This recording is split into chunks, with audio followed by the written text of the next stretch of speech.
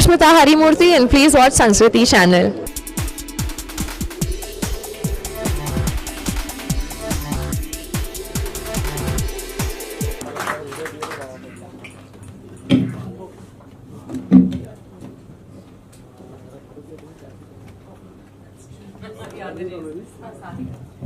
Firstly, good evening everyone, and congratulations to Namita and Sanjay.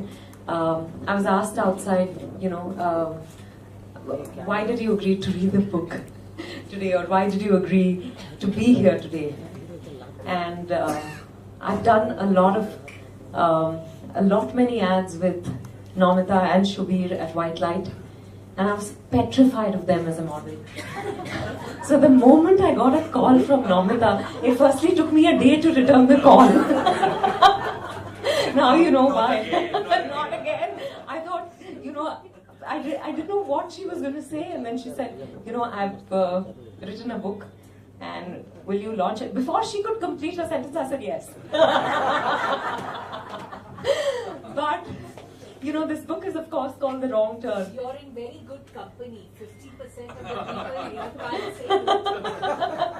No, but I must tell you that, the book is called The Wrong Turn, but ironically, my life as an actor took the right turn working with Namita and Shubir. I remember,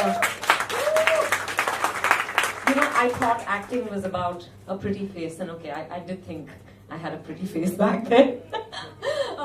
But I thought that's what it was about, and I was doing a lot of ads, and then we went to Rajkot for an ad film. It was about a bike. I don't want to name it for obvious reasons, but we were doing the ad, and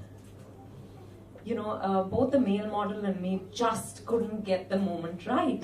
It was about this man,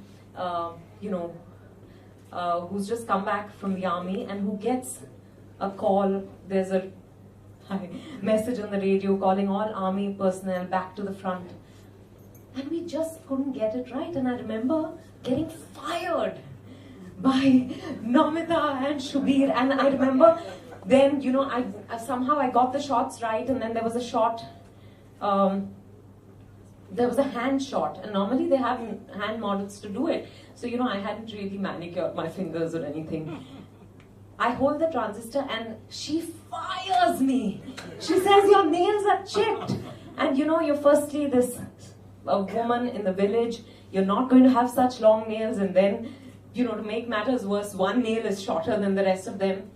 And I was mortified, I went back into the room, I had tears in my eyes, and I said, what the hell, why is she... But when I came out, she actually had this chat with me, which just made me look at everything very differently.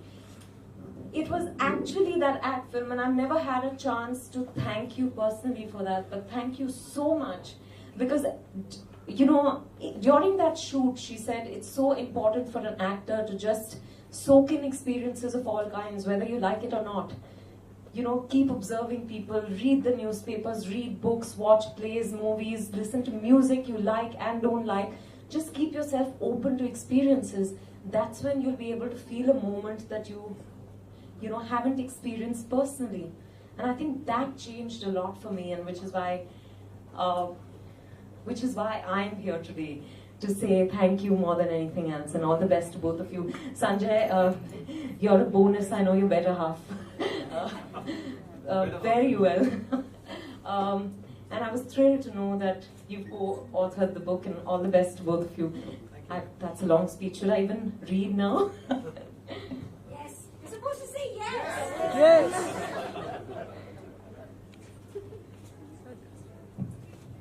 So, Devraj is one of the characters, and Aditi is the woman, the one woman in the book.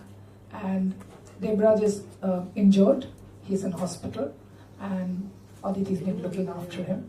And this is the section from there. Devraj felt restless. He had slept the whole afternoon, and now, in the evening, felt cooped up.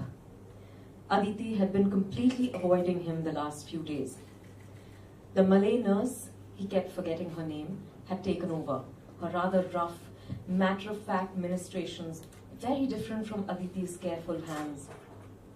He was irritated by Aditi's absence, her recalcitrance, her refusal to meet him halfway. To hell with her prissy Miss Two Shoes. He rang his bell, but no one came. Where was everybody? He struggled to ease himself out of his bed and managed to collapse onto his wheelchair. Outside, the cold antiseptic smell of the floor cleaners made him sneeze. He could see the nurse's station at the far end, light spilling out of an open door.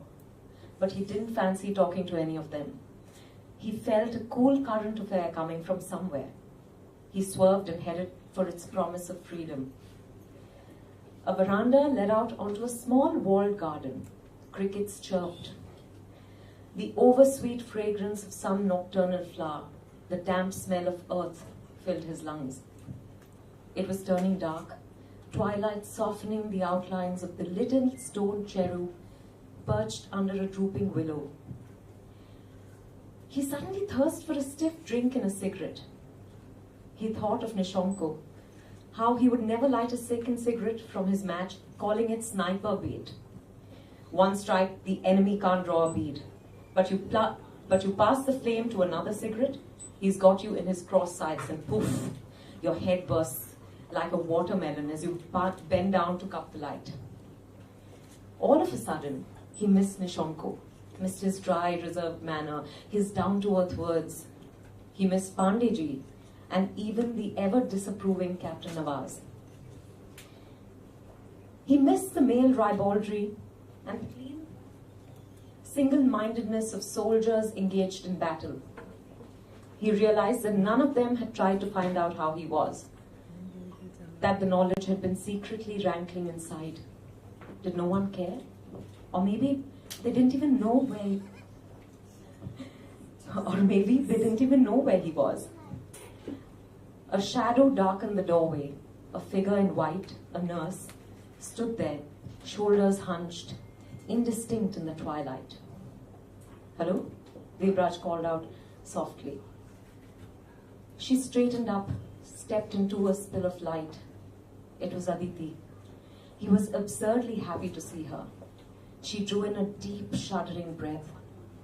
"What are you doing out here?"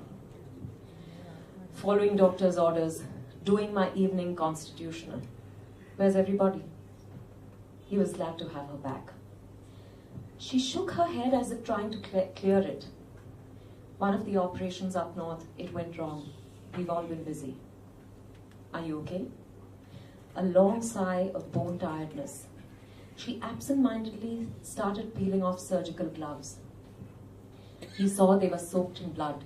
He noticed that she still had a surgical mask curled around her throat. Without looking at him, she started to talk in a flat monotone. "They tell us it's useless, to waste time and supplies on the ones who are too damaged. It's so tough to get medicines, morphine. We're always running short. So who deserves them more?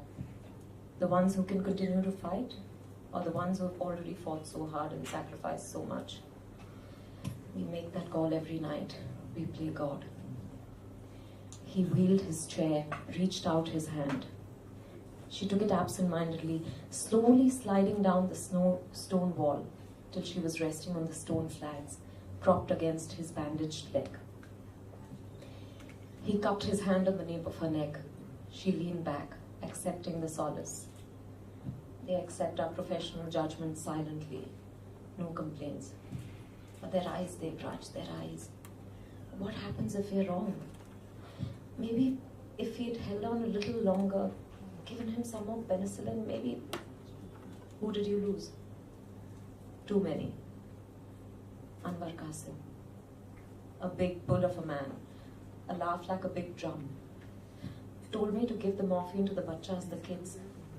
Went so gently into the night with his God's name on his shattered lips. She started to cry softly, hot, fat drops. He leaned forward and enfolded her, burying his face in the springly, curly, cloudy mass of her hair. She smelled of hay, spring water, oranges, and lye. They remained like that for a long moment. Then she stirred, turned her face up to his. He stared at her at the wide apart eyes, the dark bruises of weariness like smudged coal underneath. She stared back. His hair had grown back curly.